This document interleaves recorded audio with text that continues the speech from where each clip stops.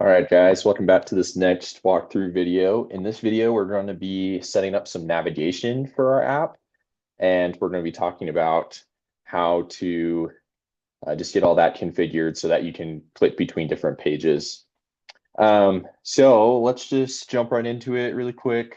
So since we're building like a Rate My Professor style app, I first just wanted to show you guys the Rate My Professor website to kind of give you guys an idea of what we're going to try and create.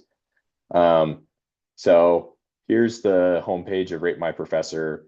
So it's honestly a pretty simple website if you really think about it. There's just a little search bar right here where you type in a professor's name. So I don't know, it could be anything. But yeah, you'll see it drops down with a bunch of different professors. You click into one, and then it shows the reviews. Um, and so in order to create something like this, let's hop back over to Mendix. The first thing that we're going to need to do is just kind of visualize what types of pages we might need for this type of app. So in addition to a home page like what we have right here, this home page will probably be where we put like a search bar where you can search for professors or courses. And then we'll also need a page for professors and for courses. And so we can just add those in this video. So let's hop over to our domain model really quick. And in the last video, we set all this domain model information up. I think I made a couple of changes after the video. So just a couple naming conventions. I changed rating description to comment because that makes more sense to me. And then I added a course description attribute as well. But there's actually a really, really cool way in Mendix where you can generate new pages really fast from your domain model. So I wanted to show you guys that feature.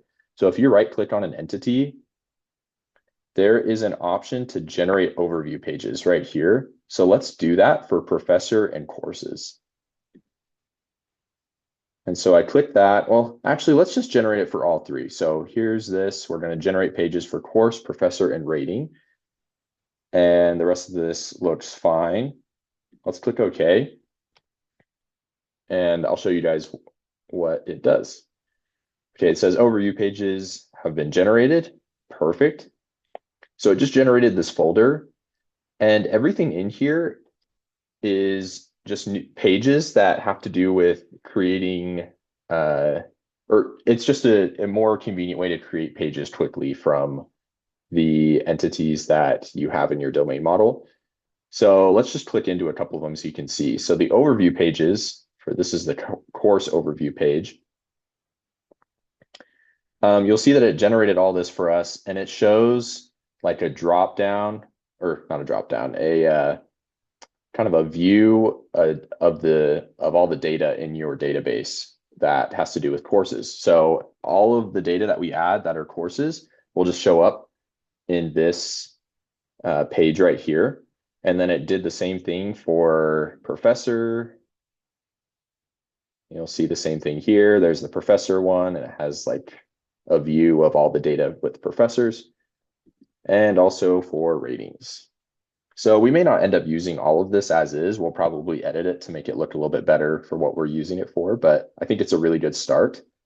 So that's great.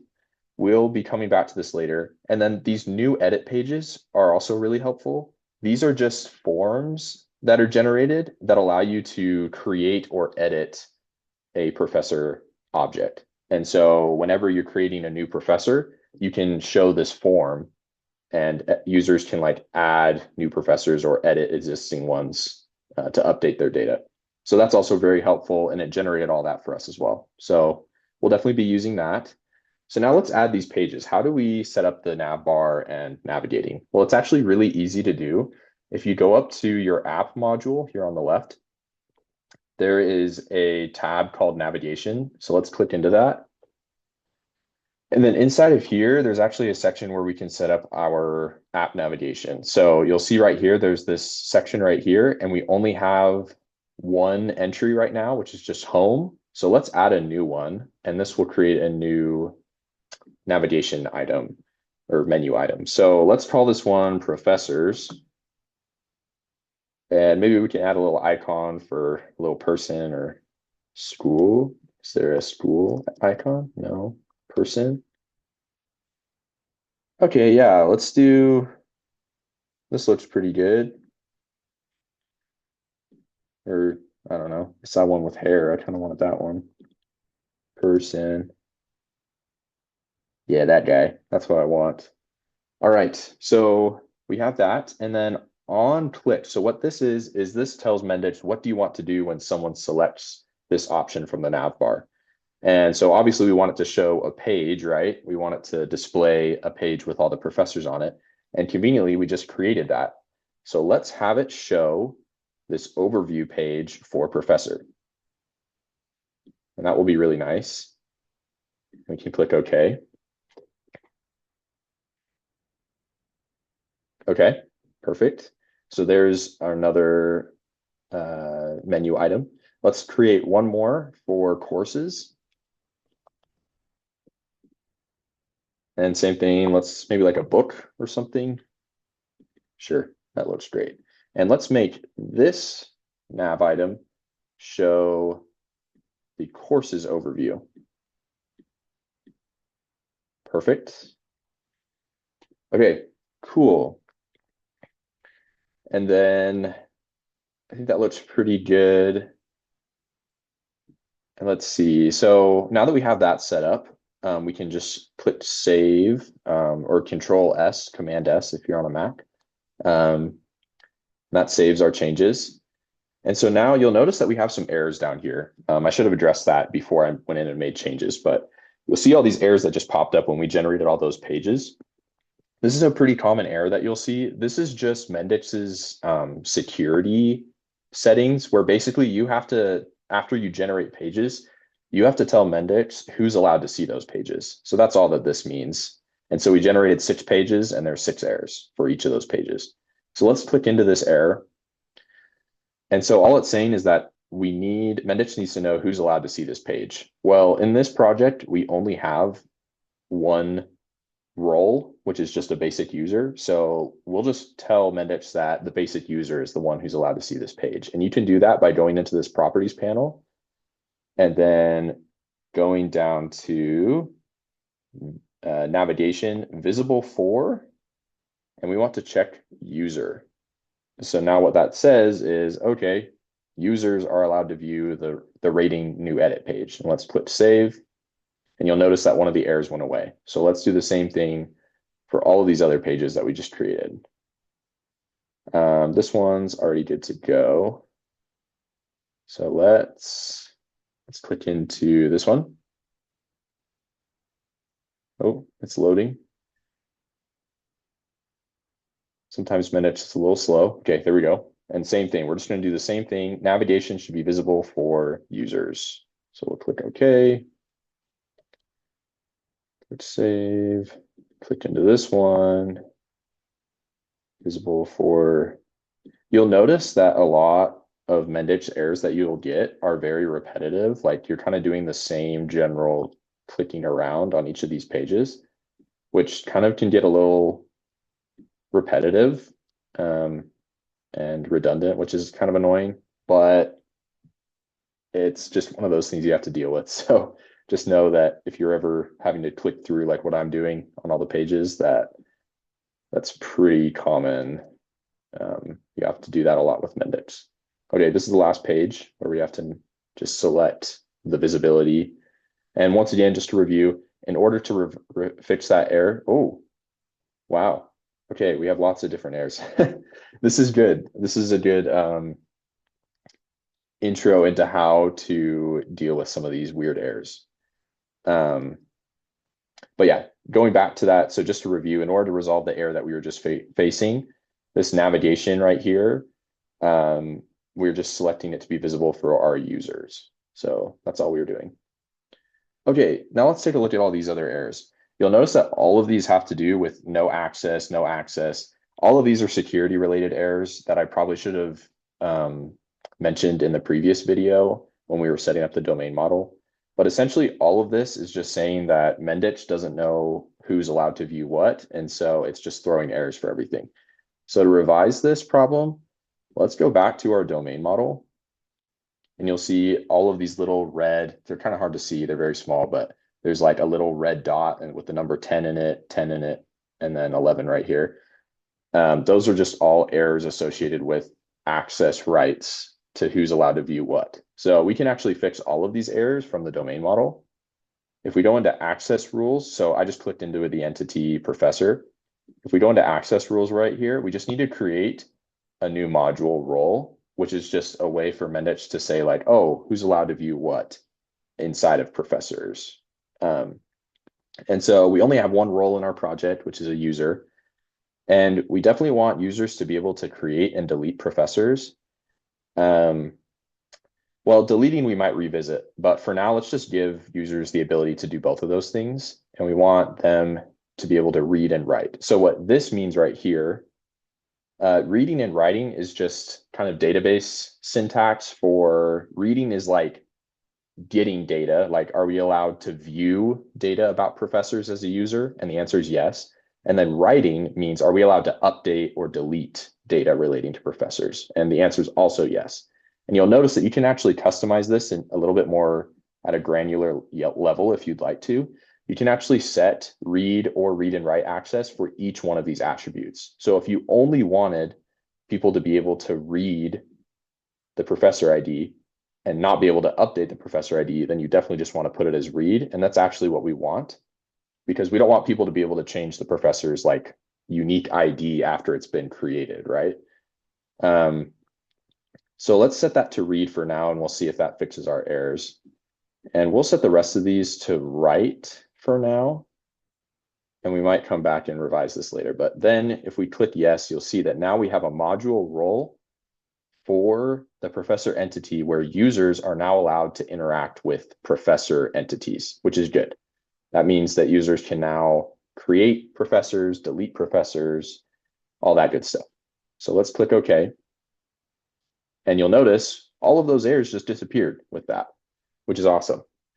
So let's now do the same thing for rating and courses. So same thing, let's go to access rules and create a new access rule for users. And we'll same thing, allow creating and deleting, reading and writing. Just read for the ID, but the rest of this, I think, can be read and write. You can just click these down here to make it faster. Click OK. There's still one error, but we'll come back to that. Let's just finish up course. Same thing, we're just going to go in. Users should be allowed to create and delete courses, have read and write access, and that looks good. I'll click OK. And there we go. Look at that. All those errors are now resolved. We can save. And now that we have 0 errors, we can run our project and see how it looks. So let's do that. And what we should have at this point is the ability to jump between the home page, the professor's page, and the courses page. And there shouldn't be any data on these pages yet, but it should at least allow us to click into those pages and see like a blank view of the list of data that would be there if we did have any data. So we'll just let this load up for a second, and then we'll go take a look in our browser.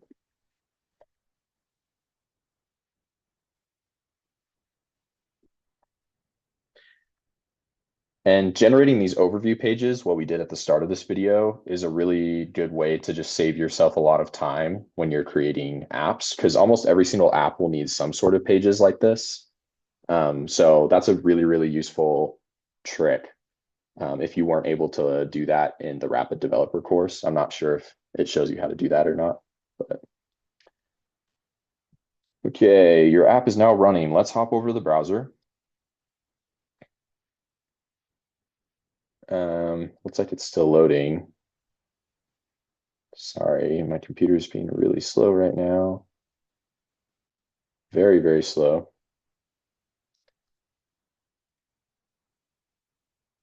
Okay, all I'm seeing is a blank screen. I'm hoping that that's just my computer loading, but let's see. There we go. Okay, just took a minute. Okay, so here's our app. This is the home page. If we click into professors, it's loading. Okay, boom, there we go. There is a professor page, and this will be a way where we can show our data. And we'll make this look prettier eventually, but this is a really nice looking screen for now. And then courses, same thing. And now if we click this, you'll notice, oh, cool, we can create a new professor. So let's just test it. Let's create a new professor whose name is Scott Murph. And I don't know, department, we can leave blank. We can leave all these blank. We just want to test. Boom. Okay, there we go. There he is. So there we go. We created a simple navigation and we can add professors. We could add courses to do the same thing over here. Let's do MSB 341 and awesome class. Oh, and you can select a professor. That's cool. Let's select save, and you'll notice, look at that. We can see courses, we can see professors. The home page is still nothing, but this is really cool. And you can see in just a few minutes, we already have a very basic bare bones app with professors and courses. So that's pretty cool. In the next video, we'll be setting up this home page where we can actually start hopefully getting some search functionality working. Setting up the search will require us to use microflows and actually add some custom logic to our project, which should be hopefully a helpful thing for you guys to see how to do that quicker. And so hopefully this video was helpful, and just stay tuned for the next one.